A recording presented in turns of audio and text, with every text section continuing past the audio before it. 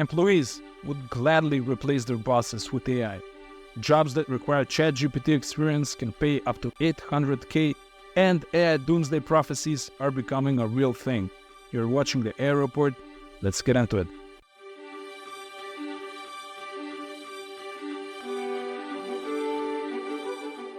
Here we are, fearing that AI will replace workers when in fact it's more likely it will replace bosses. 1,000 employees were surveyed by the business name generator, and a fifth of them would prefer to work for AI. They believe AI bosses would be more empathetic, appreciate them more, not show favoritism, provide clearer expectations, organize things better, and not micromanage. Geez, who do these guys work for? This is a fairly bombastic headline, so jobs are now requiring experience with ChatGPT, and they'll pay as much as $800,000 a year for the skill.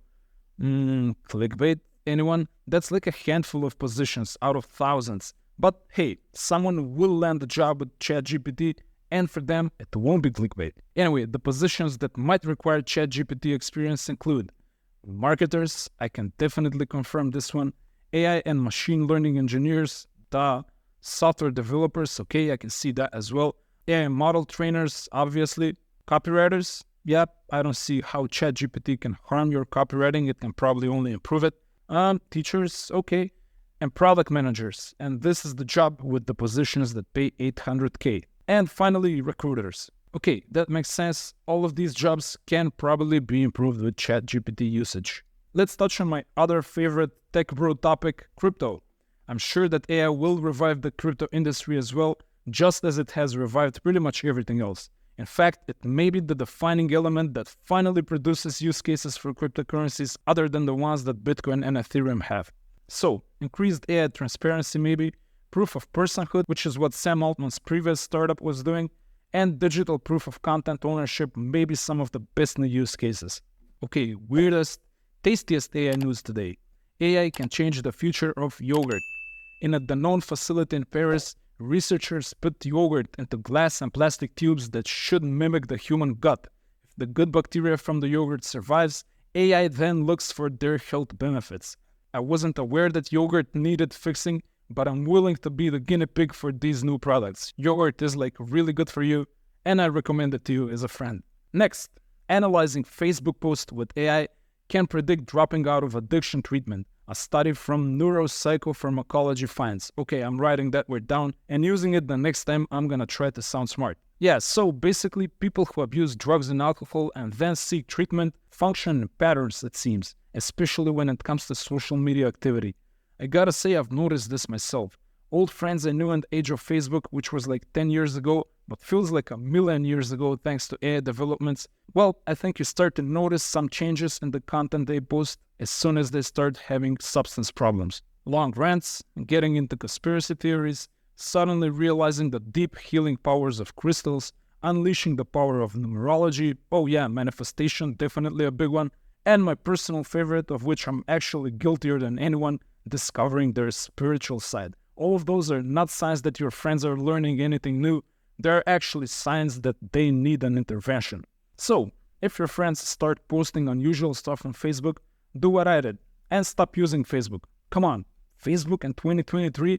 You gotta get out of there, my friend. I've heard it's full of addicts. Okay, seriously.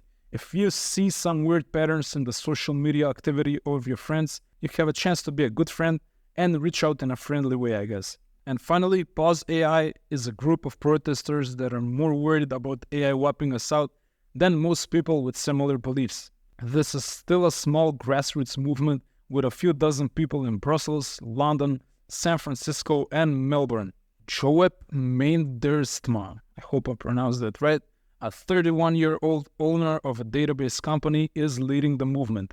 The main scenario I'm personally worried about is social collapse due to large-scale hacking and effectively take out the entire internet, he says. Really?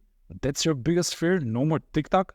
I would love it if that's what AI ends up doing. Another more serious fear of his is AI realizing that humans are limiting its power and deciding to wipe us out so that it can gain a level, I guess. Look, I never want to dismiss warnings like this, and I pay close attention to every possible disaster scenario. I can't even have fun with it often. But guess what?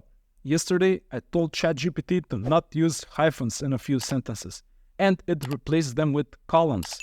Then I asked it to not use colons, and it brought back the hyphens. And then I told it to not use either hyphens or colons, and guess what it did?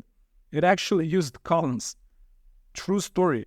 Again, I'm not saying these are some paranoid AI doomsday prophets that we should ignore, but I think we have at least, 3 years before AI becomes capable of bodying us. And you can still learn a ton and have a good time in those 3 years before, of course, AI wipes us out eventually.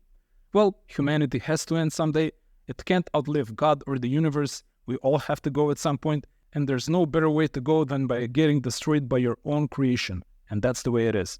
That was the AI Report, brought to you by yours truly alone, doing all the research, writing, shooting, editing, publishing, helping you stay alive in this AI blizzard every day. No weekends off, no off days, no sick days, no exceptions. You know that's worth hitting the like and subscribe buttons.